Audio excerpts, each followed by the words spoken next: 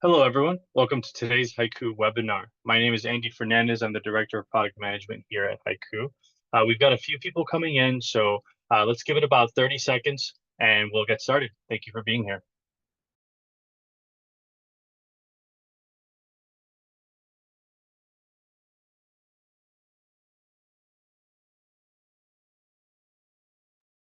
Perfect. Now that we're seeing everybody rolling in, just a couple of housekeeping items for everyone. This session is being recorded.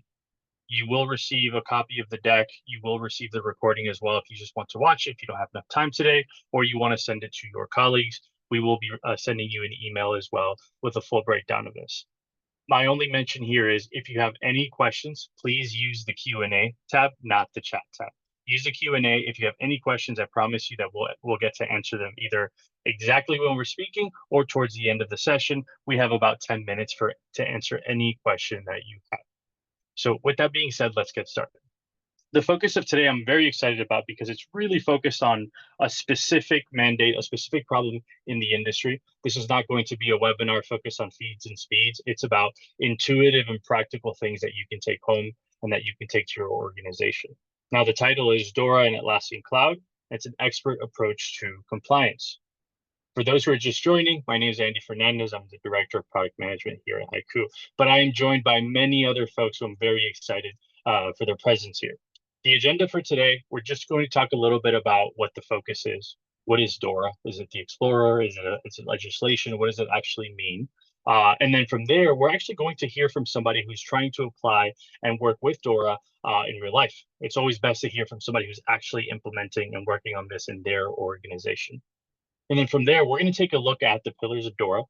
We're not going to be able to cover all of them. There are hundreds of pages of legislation, but you're going to walk away with a very clear understanding of the role and the requirements from an identity and access management perspective.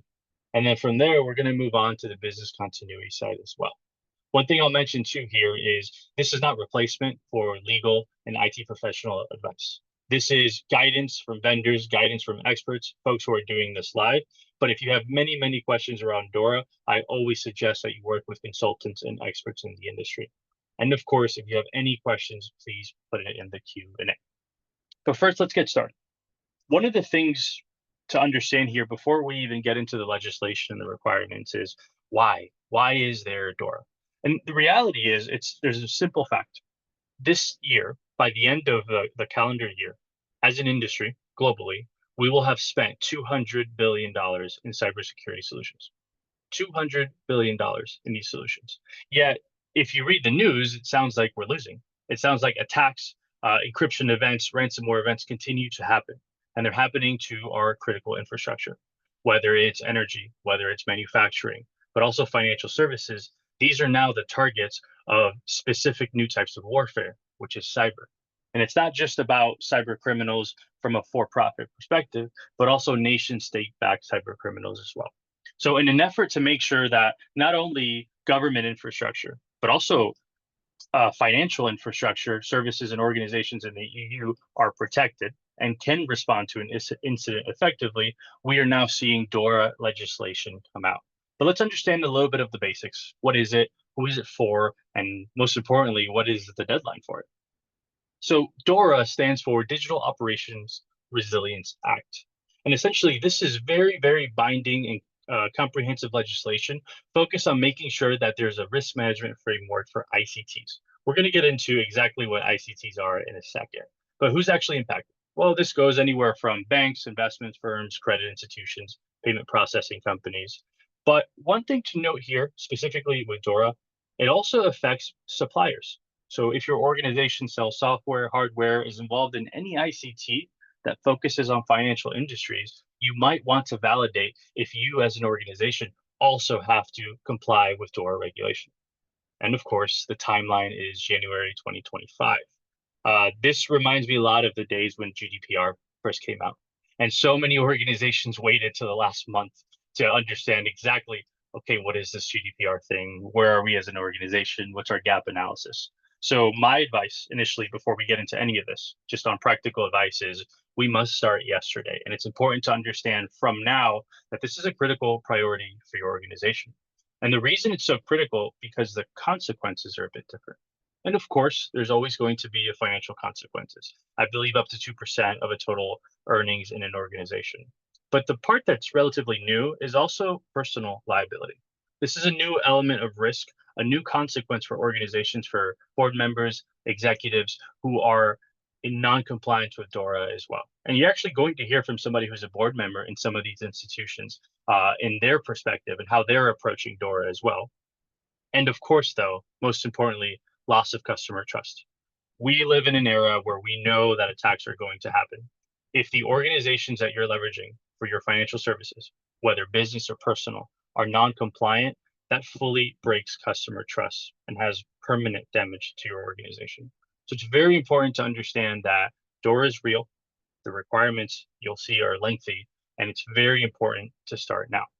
With that being said, one of the things that we need to talk about here is the part that people oversee sometimes, which is the planning stage. Actually understanding, what do we need to do to get started? What is the first step? What is the infrastructure that I have to focus on? And with that, I've kind of highlighted a couple of the pillars that we're going to talk about today. But remember, there's so many more. So it's important to dive into this as an organization fully. But the first thing that we're going to focus on, and you're going to hear about somebody's perspective on this, is the planning stage.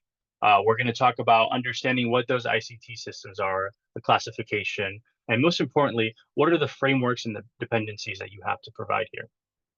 There's an entire focus area as well on prevention, from identity access management to pen testing, detection, response, you name it. And of course, there's also a business continuity element. This is a relatively newer and more strict approach to business continuity than we've seen in the past, but there's also regulation focused on incident response, on information sharing, and resilience testing as well. We're not going to be able to cover all of these, but we're going to focus on the areas that we know very well and that we can provide value to you today. But this is something not to take lightly when it comes to all of the pillars of DORA. Now, let's actually focus on what I believe sometimes is the most difficult stage, actually getting started as an organization and getting buy-in and focusing on addressing exactly where your organization stands today versus where you need to be in order to be DORA compliant. So with that, I have the privilege to introduce Pål Myren, who is a CTO at CTL Payments. And Paul is going through this right now. So what I'll do first is I won't introduce him myself. He can do a much better job than that. Paul, can you hear me? Yeah, loud and clear, Andy. Can you hear me? Yes, perfect. So Paul, before we get started into the weeds of DORA, could you tell us a little bit about yourself? Yeah, sure. First and foremost, thanks for having me, Andy. Really appreciate the opportunity. I've, like the presentation say here, I'm a CTO at a Norwegian B2B paytech startup, regulated under the Norwegian FSA, hence DORA. So quickly through my background, I worked in many different type of companies. What kind of has a green or a red line between all of my experiences is that I've been somehow connected to compliance and regulatory attestations or certifications throughout the years. So all the way from being a software developer to multiple C-levels, I've been somewhere connected to these challenges throughout the years. Oh, incredible to hear it, Paul. I think when you wanted to grow up, when you were a kid, you probably thought about compliance as well. Always, it seems that you're always going to be connected to compliance. But Paul, let's get started at the beginning of this journey that you've been on. When did you first actually hear about DORA versus when did you start preparing, not only as a stakeholder leading this, but as an organization? When did this start for you? Great question. Looking back, I think actually 2 years ago was the first time I heard about this. And we're actually in Norway fortunate enough to have the regulators are very on top of this and are very much reaching out into the industry and talking with us and informing us about what's coming. So I actually heard it the first time from Fernandez, as it's called in Norway, the FSA. And they presented some high-level information. This was right way before it was actually set any deadlines and so forth. But given that the ICT regulations currently in Norway are a bit outdated and are old, it's way overdue in my view that we now have a new look at this. So a couple of years ago, and then I got it from the source itself. That's an advantage. I'm happy to hear that. So, Paul, when you first heard about it, one of the things that some people find daunting when they look at the actual legislation is, how do you even start? What's the first step that you take as an organization? I know that's a very loaded question, but could you give us an insight into that? Yeah, sure. I'm not trying to spend too much time here, but that's definitely a challenge. So first and foremost, it all depends, I think, on kind of what kind of corporate you're running and what your context is and how large your corporate is and what kind of business you're running, obviously.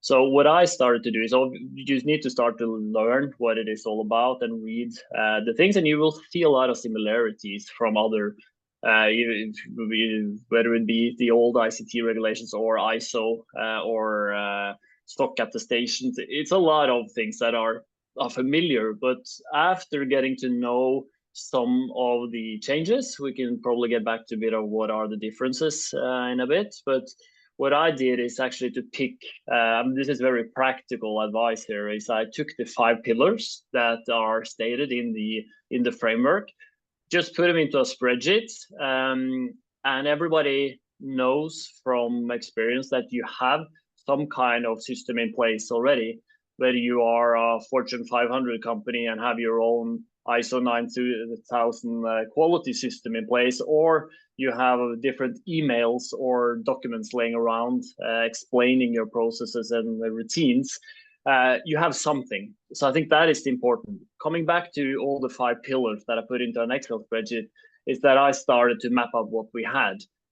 Looked at everything from incident management to disaster recoveries to risk management procedures, which in my case, in a startup, are a bit scattered around.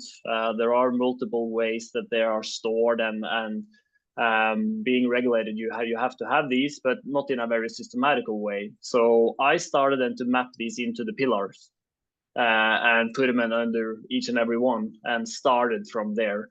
This was all done before I even started to talk anything with the organization on implementation and obviously stating the obvious here for all of you who are coming from a background of compliance and the risk, is that you need to have buy-in from management. You need to have somebody with a C-level or somebody in your management team to understand and say that this is paramount to your business. We will go out of business if we are not handling this correctly, because it's part of our regulation, right? You need to get this right. No, absolutely. So you didn't schedule an all hands meeting just saying DORA and then start there, which is good. There was a lot of training and prep work to do that first and understand your gaps. That's good to hear. Now, you mentioned this a little bit, and you have a lot of experience with other controls, other mandates, other forms of regulation. Could you help us understand a little bit in your experience, maybe what are the similarities, whether it's process or technology requirements, but also what are the differences? Yeah, another good question.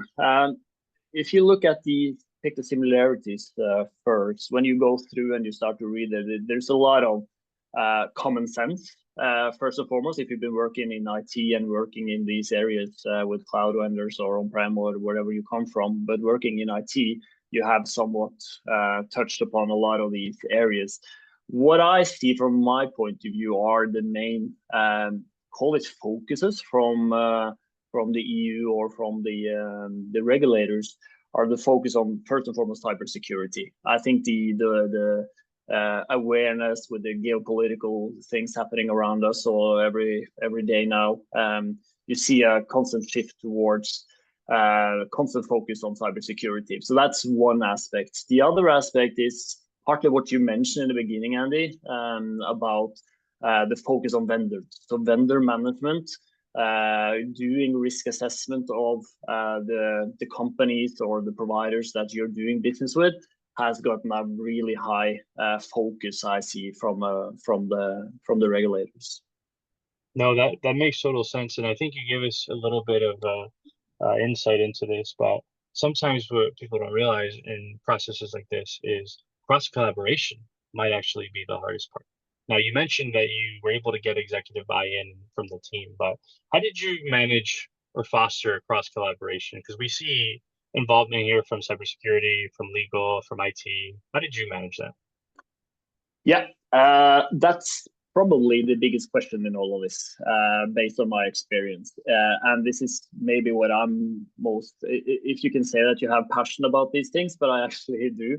But one of the key takeaways is implementation. How you can have as much rigid quality systems or processes in place. If it's not used, it doesn't matter. When the regulators come and do an audit, you need to actually work as you say you are going to do in your policies or in your contractual frameworks or whatnot.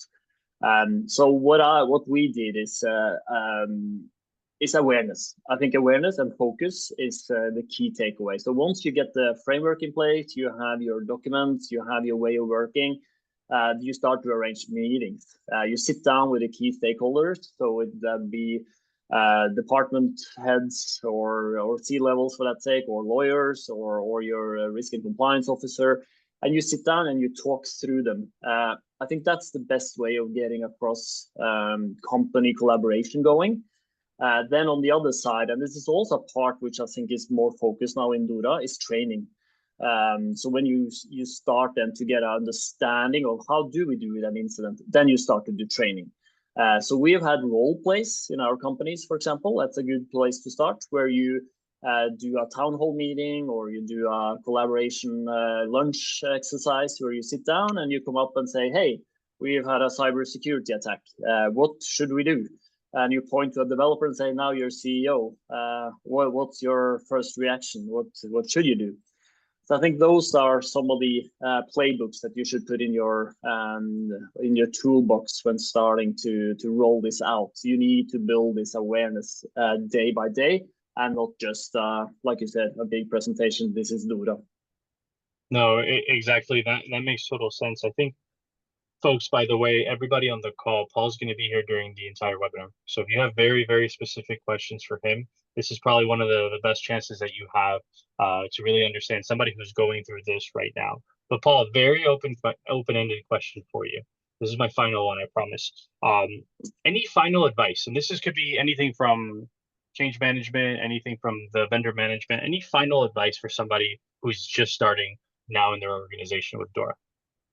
Yeah, what to pick? I think I touched some of it, but if there is one particular, I think I still would go with implementation. I think the actual focus on getting this into your organization. I'll give a carrot out there as well on this.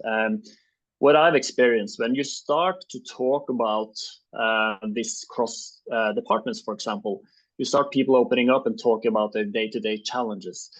What you actually do is remove polarization and maybe things that have been a challenge in your company in the past, not only the regulatory and financial or whatever requirements that are connected to it, it also changes culture.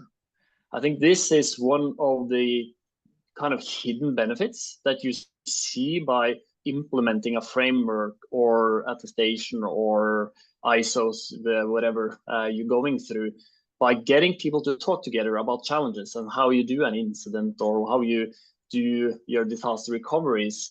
Actually also emphasis on collaboration, and you take down barriers between your divisions.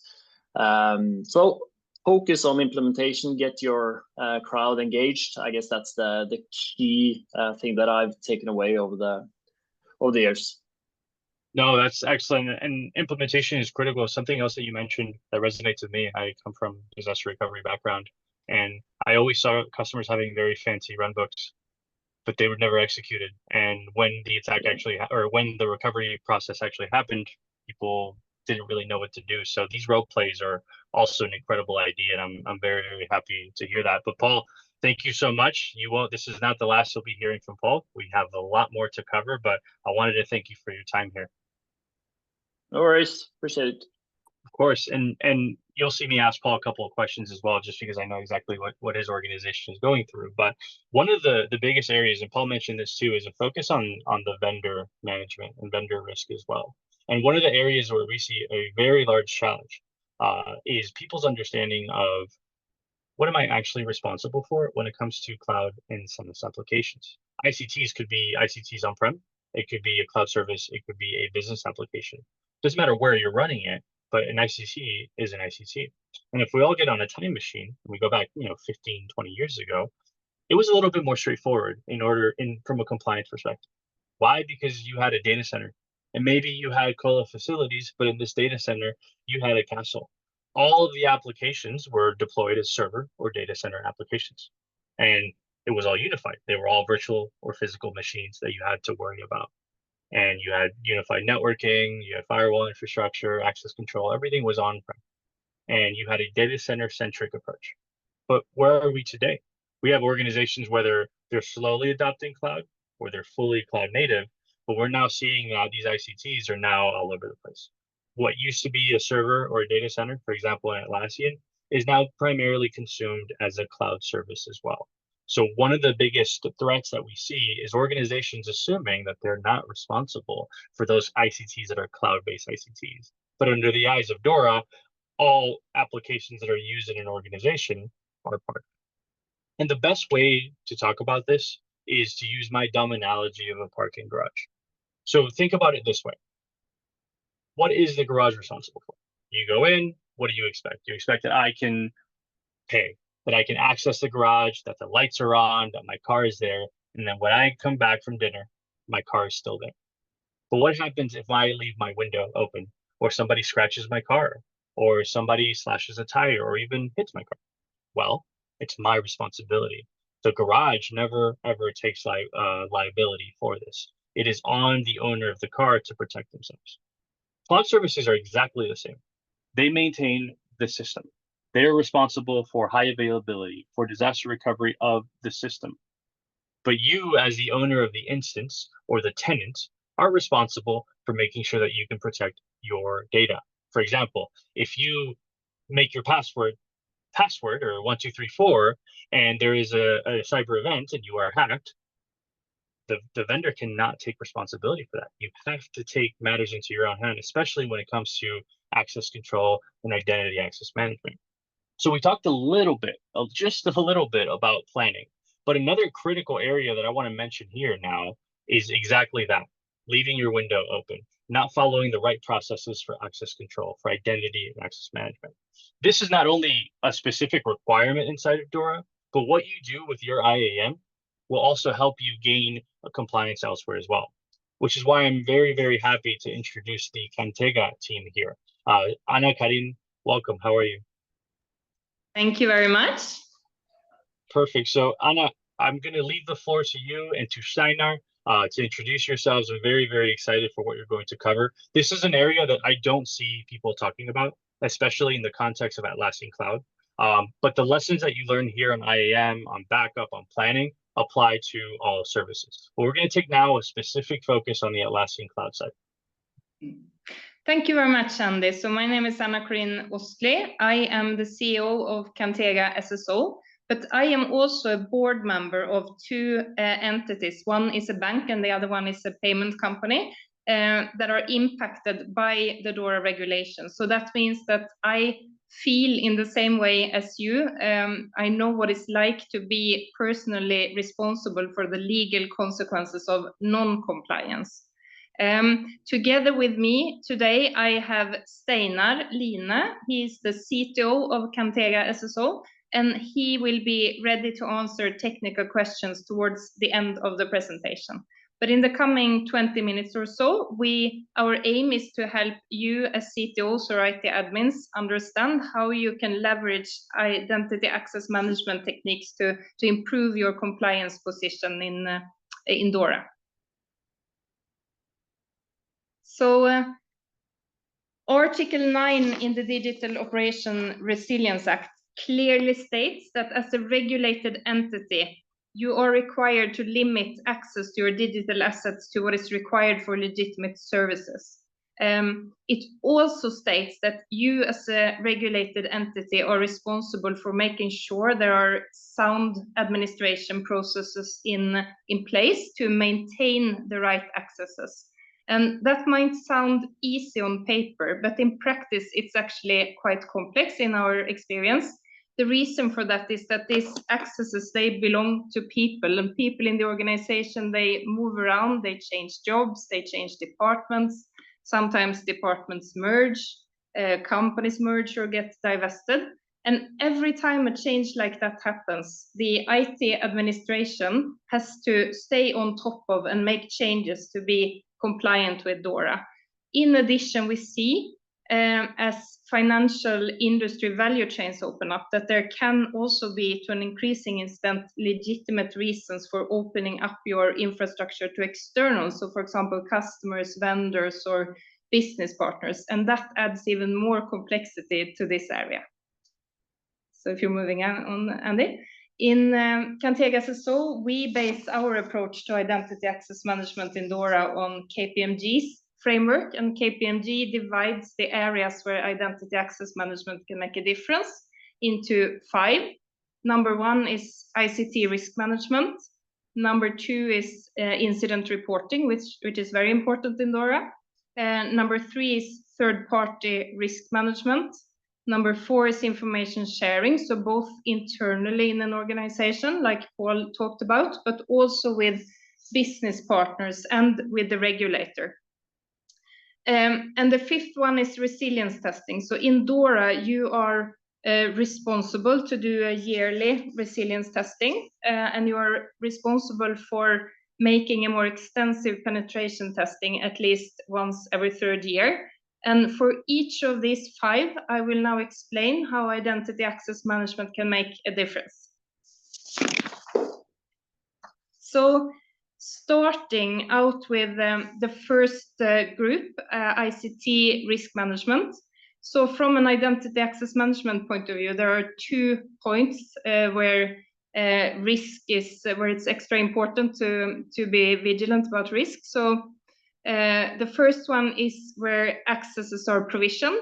The other one is, and that often doesn't happen in practice, but it should have, when a user no longer has legitimate reasons for having that access open and you want to offboard them. So starting out with the provisioning process, what we often see still today is that many companies have different login procedures, different usernames and passwords, and therefore different admin interfaces for the IT organization for every software application across their company. And that type of setup exposes your company for higher risk than necessary for several reasons. So one thing is that you're exposed to vulnerabilities in the local software in many different places. But if you think of it, the administrative burden that you impose on your IT administration, it also increases the risk for manual errors and for important processes, like, for example, access reviews being forgotten and therefore not happening at all, with the result that there are illegitimate accesses that are being kept open, and that means non-compliance with DORA. So in our opinion, the best way to reduce this risk is to reduce the number of provisioning points. So if you combine a centralized IDP, like Okta, for example, in this example, with enabling SSO on all your applications, then we think that's the best way to achieve this. An SSO application will block all other entries to the local software and force all users to go through the centralized IDP to log on. It also gives you the opportunity to configure enforcement of stronger authentication, so multi-factor authentication that we recommend to enable for privileged accounts, like, for example, org admins. And so to sum up, with single sign-on, if it's consistently implemented across the organization, your IT team will provision accounts in one place only, so that reduces risk, and they will have a much better control over the administrative process. At the other end of an identity's lifecycle is offboarding. And the requirement in Article 9 in DORA applies both to employees, but also to external business partners. In order to stay compliant, you actually need to make sure that you have automated processes in place to off-board users that no longer have a legitimate reason for existing in the system. In our experience, typical rules for companies in the financial sector can be that all accounts that have not been used for the last 30 days should automatically be deactivated. Or when you have consultants working for you on a specific project, you can decide to configure the automatic routine to deactivate their accounts, for example, at 11 o'clock in the evening of the last day of the project. So in our experience, around 20% of the accounts actually for a typical company in this sector belong to users that no longer have a legitimate reason for existing. And that is, of course, an enormous compliance issue. But it also means that there are big costs. Companies spend a lot of money on paying for accounts that are not in use, instead of investing this money in, for example, preventive security measures. So a very important area to make sure that you have automated routines on. Yeah. So moving on to requirement group number 2, incident reporting. So in many of the EU countries, the DORA regulation is stricter than the previous regulation. And the key requirement in DORA is to be able to trace exactly what users have been involved in an incident.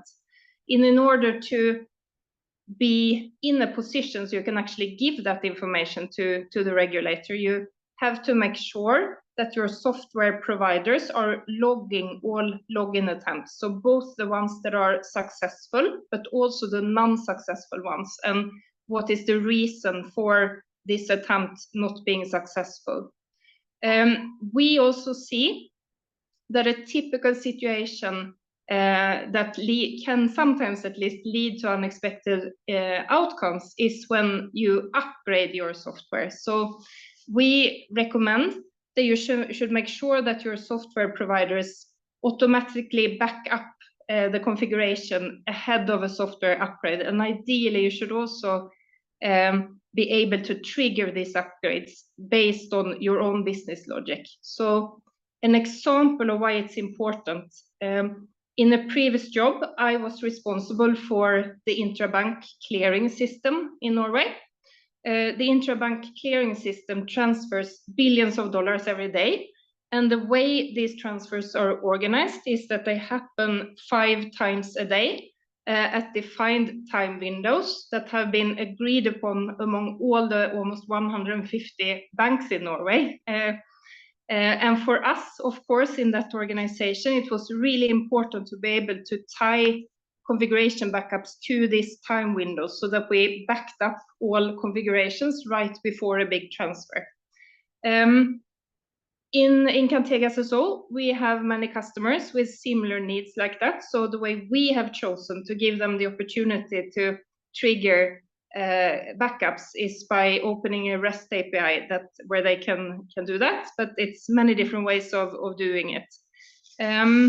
What is important is that if you combine audit logging with automatic backups and good systems for proactively monitoring these logs, then you put your IT administration in a much better position to work proactively. So both to be better equipped to report after an incident that has happened, but also to work preventively so that the incident maybe doesn't need to happen at all.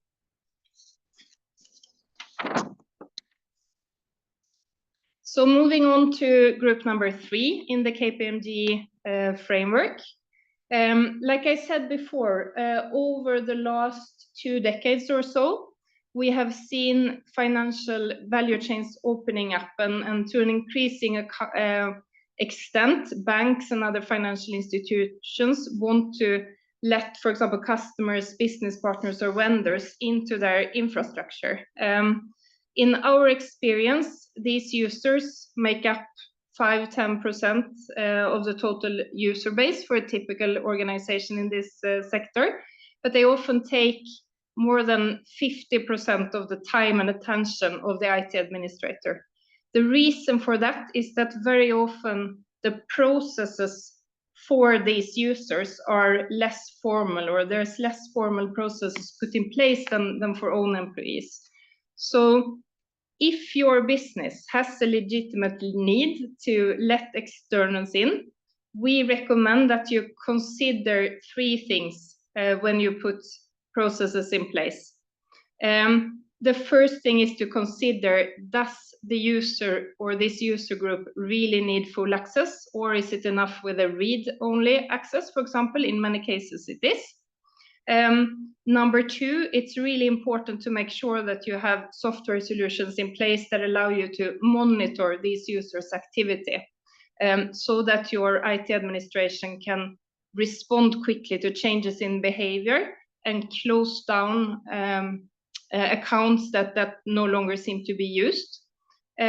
It's also important for external users as for internal users to have automation in offboarding, so that you can set up rules for when an account should be considered inactive, so that you don't expose the organization for non-compliance.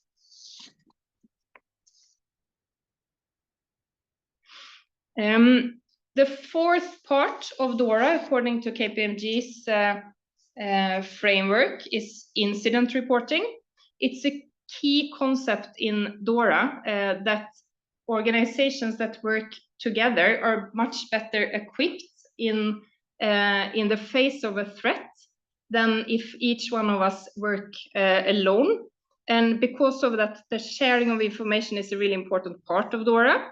And identity access management systems, they are set up to monitor data, identities, and permissions, and it means that it's from these systems that you actually can get the information that is vital to share the important information about an incident. So in Kantega SSO, we have learned the importance of graphics in enabling IT administrators to take action. The more intuitive a report is, the easier it often is for the reader of the report to take action on the insight that is in it. This is an example from one of our apps. This is an app that is designed to scan activity. Here we use colors to draw the reader's attention to the fact that the red box here, so about 1/4 of the user base, have not used their accounts for a very long time. And by clicking that red box, you immediately get redirected to a detailed list of who these users are, where you can start to take action, for example, deleting them or reviewing them. So this type of graphics, in our experience, make it easier to share information, so both internally in an organization, but maybe also with other companies in the ecosystem that you want to collaborate with to make the joint security better for all of you. And at last, the 5th pillar in KPMG's framework is resilience testing. So like we said before, it's mandatory to do resilience testing once a year, and to a more extensive extent every 3rd year, according to DORA. And in essence, no approach to protecting your infrastructure will be stronger than the identity access management system that guards the borders to your infrastructure. So because of that, it's of course very important to check and test also the identity access management systems as part of the yearly resilience testing. The things that are important to check, it's really important to check that administrative procedures are in place. Surprisingly often, that's not the case. If they are in place, it's really important to check that the provisioning requirements actually are met, and that the process works as intended. It's very important to verify that there are offboarding procedures and that they work as intended. It's also important to verify the accesses themselves. Surprisingly often, we find when customers do test their identity access management setup that we detect either toxic combinations of accesses or overprivileged accounts. So examples that we have come across in our customer base, for example, is companies that have unintentionally left the accesses open for everyone in the organization, both internal and external consultants, to define bank account information. The consequence for this specific company was that anyone in the organization could redirect large revenue streams from the biggest customers to, for example, their own private bank accounts. That's a situation that is problematic, both from a DORA compliance perspective, but it also means that that company had taken a big business risk that is not acceptable, whether you're regulated by DORA or not.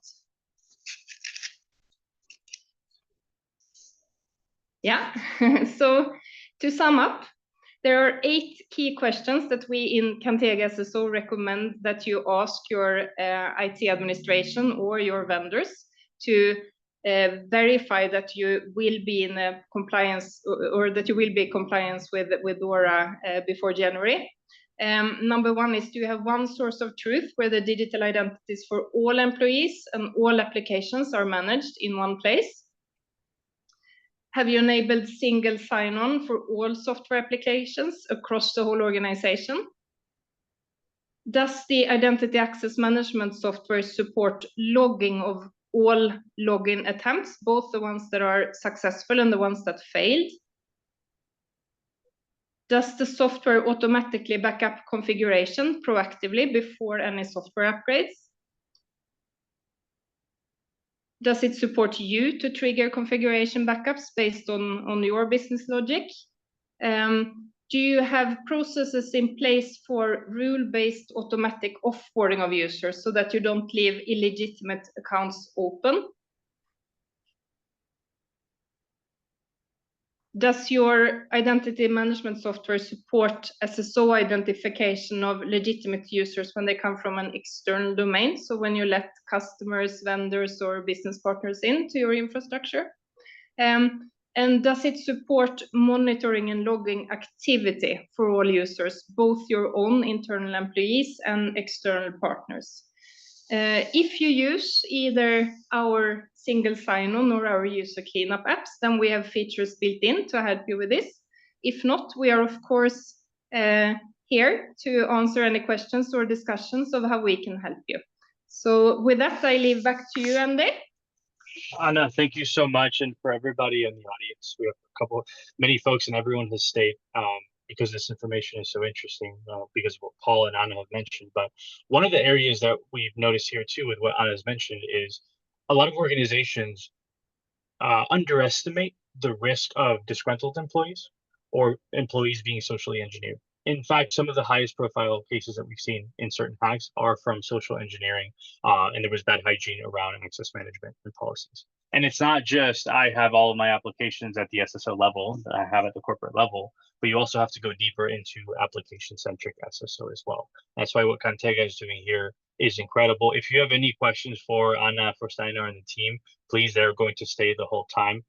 I also think, Anna, one of the positive sides of this, and especially when it comes to DORA, is organizations have really struggled to control shadow IT and to control the bad use of permissions, the bad use of access management in applications.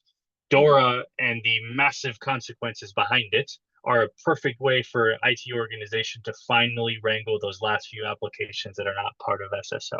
So we also see this not just as an opportunity to make sure that you're compliant, but to also finally help solve a lot of the shadow IT problems, especially if you are in a much bigger organization.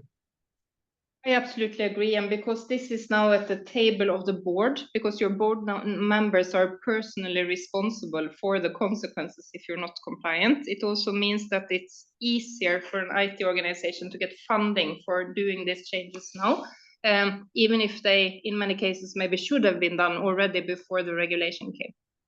No, exactly. And Anna, I wanted to ask you one more question too, because not only are you on the vendor side with Kantega, but you're also a board member, you've been a customer, you've been somebody who's almost been at every level of the supply chain here. When we think about things like DORA, is this a IT administrator problem? Is this a CISO problem? Is this a board level problem? Could you tell us a little bit about your exposure there? Yeah, I think it's a board level problem, at least. So I am, like I said, on 2 boards that are impacted by this. And this has been discussed in every board meeting for the last at least 6 months. The reason is, of course, that many of my peers in these boards, they remember GDPR. Some of them have maybe been even close to getting fined because of non-compliance with GDPR. And the consequences of this it is as severe as with GDPR.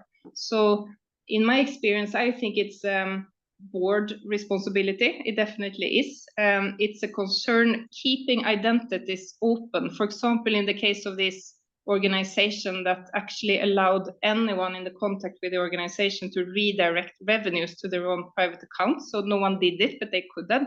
That's, of course, a big business risk that has to be owned by someone who's responsible for the whole P&L, of course, and they should start asking these questions to their IT departments, I think.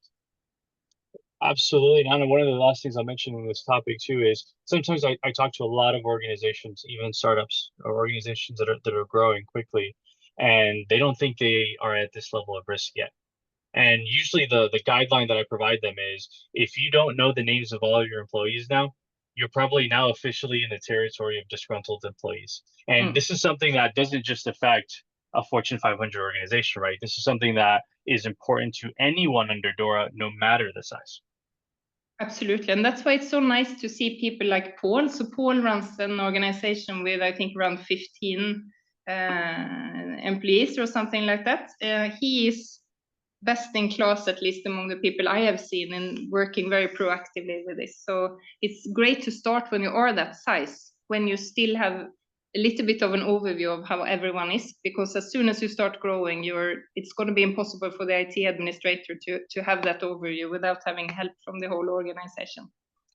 Exactly. Once you adopt new technologies, you want to adopt the best practices from day one, not adopt a new technology and then think about security, think about access control, think about backups afterwards. But Anna, thank you so much. And obviously, Anna and Steiner are staying on for questions as well.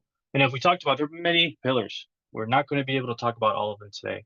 We've kind of gone over just the initial stages from CTO's perspective and planning. We've talked about the IAM side. What I want to focus on now a little bit for just 5 minutes is also the business continuity side. This is a part sometimes that gets overlooked as well when it comes to protecting ICT systems. But DORA goes farther than any other legislation that I've seen personally so far in the last few years around backup and recovery, specifically for all applications. And as we talked about, there's a couple of core requirements here between Article 11 and 12 that are very specific to backup and recovery. If we look at Article 11, this is under the response and recovery side. It's explicitly stating that you need to have a response and recovery plan. That is in accordance with Article 12. That's all it's saying. So when you go and you look at Article 12, it starts off with the fundamentals. There must be backup policies and procedures for your applications. And it's not just about saying, hey, you must have a blanket backup across all of your applications, but you must have backup policies that are proportionate with the criticality of an application. If Jira Service Management, which controls incredible amount of customer employee data and configurations, that's a much, much, much more critical application than perhaps a designer software that you're using. They're not proportionate. So your backup policies must be proportionate with the criticality of the ICT that your organization is using. But that's number one, having a backup policy. Number two, this goes even further, and I'm very happy about this because this makes total sense. 30 years ago, everyone knew the fundamentals. 3-2-1 rule. Even photographers used it. 3 copies, 2 media types, 1 offsite copy. This is what we did on the data center. But with new SaaS and cloud applications, we got very excited and we forgot about best practices. DORA is bringing us back full circle and bringing essentially the 3-2-1 rule back to the forefront with ICTs, including SaaS applications. And what they're saying is a recycle bin in your SaaS application is not necessarily a backup. You need to have a logical separation of your backups from the source, the application that's being protected. Let's use Jira Service Management or Confluence as an example. Your backup of Confluence should not live inside of the instance. It should be logically separated.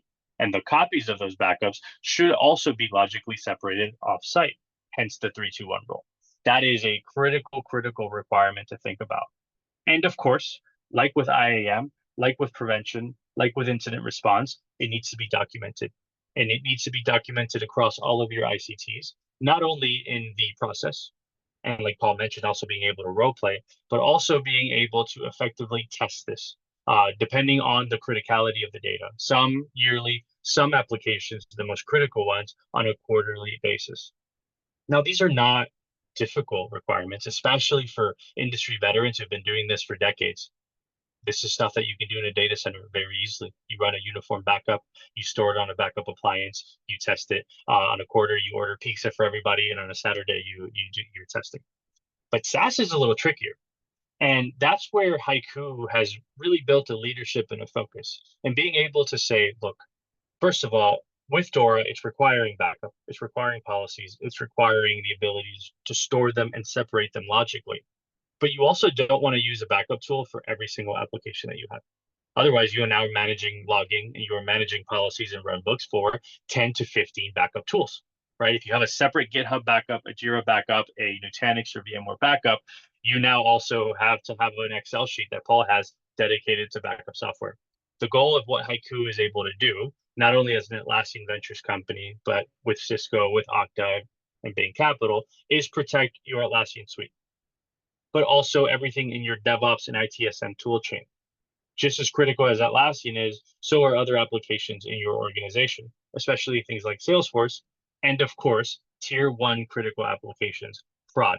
These are all things that are ICTs that must be protected. HYCU protects over 70 of these workloads and actually gives you a unified experience. One thing that we're able to do is actually leverage the directory. So if you have Okta, if you have Entra ID, maybe we should have a conversation about Kantega as well, is actually being able to leverage this directory to visualize all of your ICTs, everything that belongs in the directory, organize it by department, and then expose the ones that don't have native backup and recovery services. This essentially gives you a map to be able to triage your risk profile when it comes to vendor and risk management as well. But the most important piece, what are the articles actually saying? The first one is policies. With HYCU, we have the same policy structure across all applications that you want to protect. And you can do this within Atlassian from a project perspective. Not every project is as important as the other. And first, you can choose the frequency. For some, you can do a daily backup. You can do a backup every hour if you'd like. Or you can do a weekly backup. Perhaps it's not as important as other ones. It's the concept of proportionality. And of course, you can also choose your retention period and assign it. This means no scripting, no manual, no human error. This is automatically happening on the back end. It is designed for you not to have to manage backups. Then we get into the final critical area, logical separation, 3-2-1 rule. This is an experience that's very unique to HYCU. We do not store your backups. Think of us as a highway from your Atlassian instance or the instance of any ICT that you're protecting to your own critical storage that you control.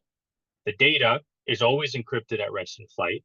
HYCU does not have access to store these backups. You can control the residency of the data, where it's processed and where it's stored.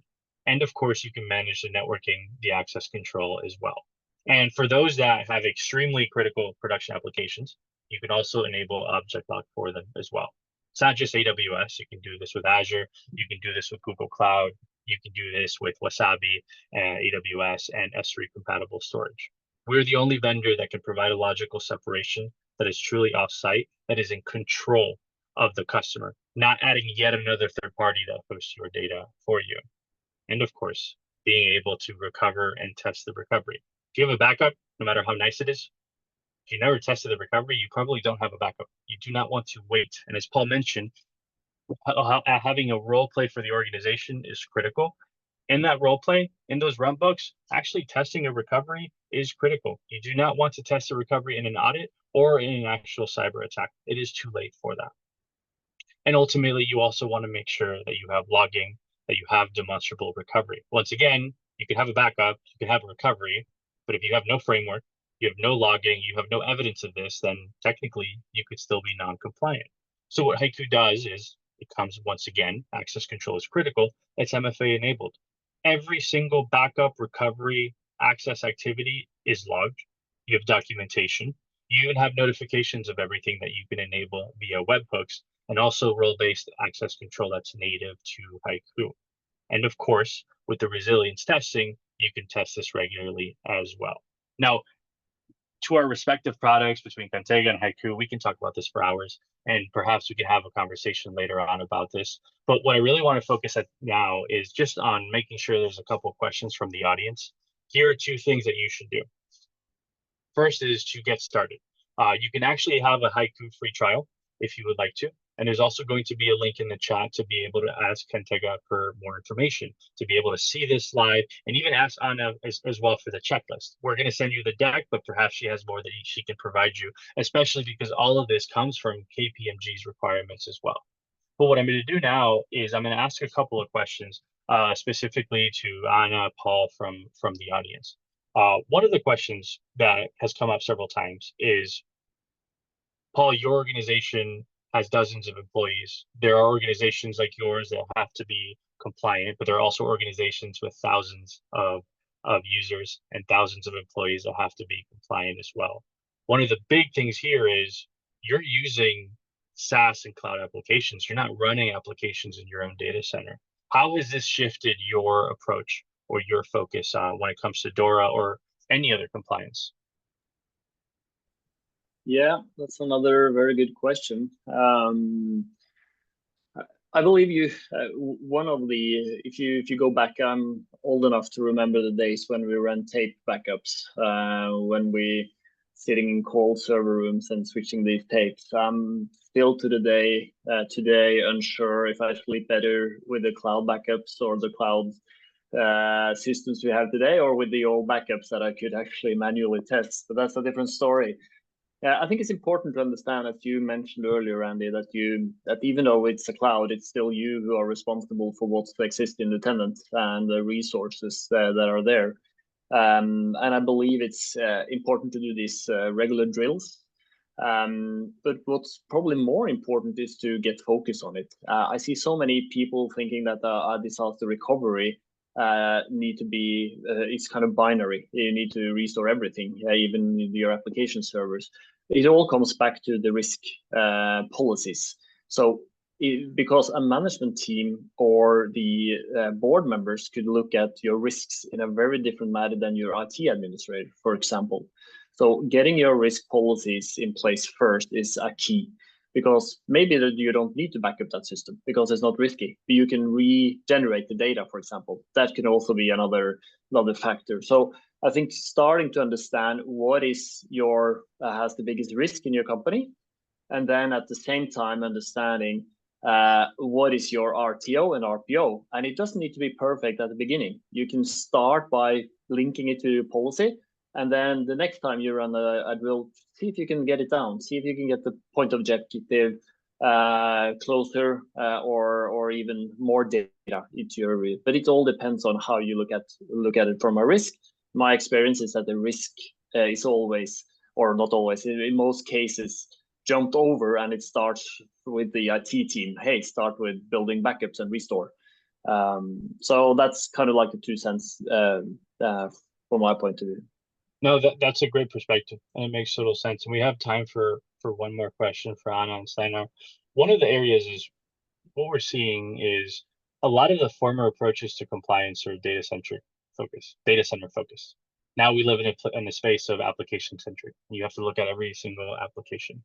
And organizations, the way they budget, their budget cycles can sometimes struggle to justify this. Anna, as somebody who is CEO of a vendor, but also a board member who has to go through these negotiations and these discussions, how do you help organizations? How would you help somebody who wants to adopt these services because they know how important and critical they are, but is struggling to get a voice and to get budget in the organization?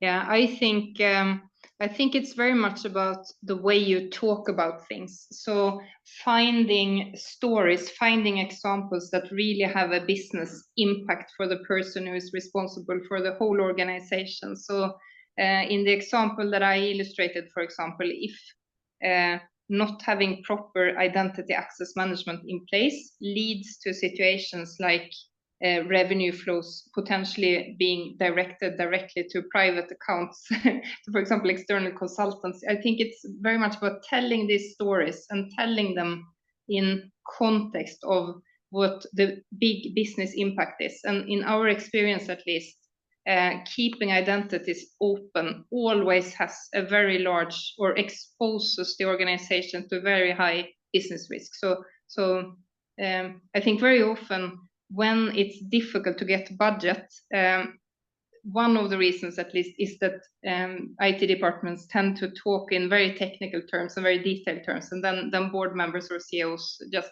fall off. They don't follow. So that's my main advice. No, that's perfect advice. And at worst, you can always copy the fines and the jail time and civil liability of DORA. And I think that will be a very strong motivator as well. But I think the last piece that you mentioned is very important. Understanding the difference between the technical term versus how does that translate to business compliance and risk is a huge component. If you say, hey, I need a budget for a specific SSO for this application, they're not going to know what that means. But hey, we need to be able to protect the access control of one of the most important collaboration solutions. You start to help build a business case. It's all around how you word it as well, and not getting into the weeds of the tech. Even though we all love to do that, sometimes people need to know risk at the business level. But we have run out of time. I hope that we can do this again because we have many more pillars to talk about. But Anna, Paul, Steiner, thank you so much. For the audience, this is recorded. You're going to receive a copy. You're going to receive on his checklist, and you will be able to watch this again and send this to your colleagues. But until then, thank you all so much, and I hope you have a great day. Thank you. Bye.